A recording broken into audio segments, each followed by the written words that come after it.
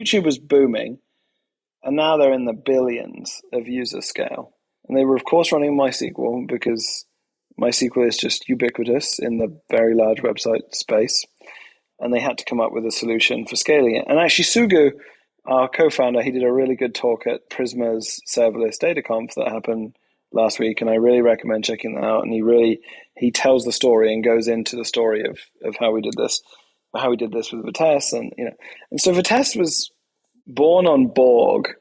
So people may know Borg as the predecessor to Kubernetes. Mm-hmm. Kubernetes is kind of architecturally based on Borg, which is this very, very large container runtime system that powers pretty much all of Google. And some of the core tenets of Borg are no real persistence. Like if you lose a node, it's gone, it's never coming back.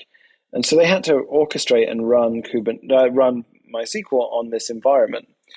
And so they needed to build this orchestration and sharding system to do this. And that's how they built Vitess. And it was built very pragmatically. And in fact, it was also one of the earliest Go projects. People don't realize this, but Vitess was running on Go from such an incredibly early day. And the Go team actually, when there was this History of Go article came out a while back, they called out our co-founders as a thank you because them building Vitess, and Vitess is one of the largest Go sort of applications out there, really helped actually Go evolve, and they gave lots of feedback.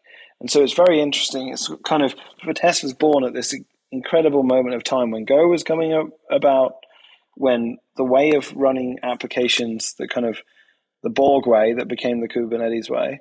And then, so it was those two ingredients, right? Like, new language, a new way of running applications, and then the final piece that is essential, demand. So building deeply technical systems without the pressure of a reason to do so, right? Without it, like, there's something special when you're building a technology to serve a single website and you have to deploy this technology over and over again with continual load. That means you're kind of born in the fire. Like when they deployed Vitess, if it had a bug, with 1 billion users, you discover that immensely quickly. And that is another challenge, that if you're building a database from the ground up, it's a hard thing to do without that immediate demand.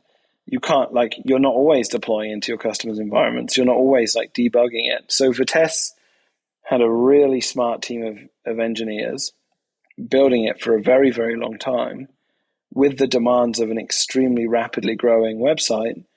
And I think all of those things together made a very powerful and resilient system.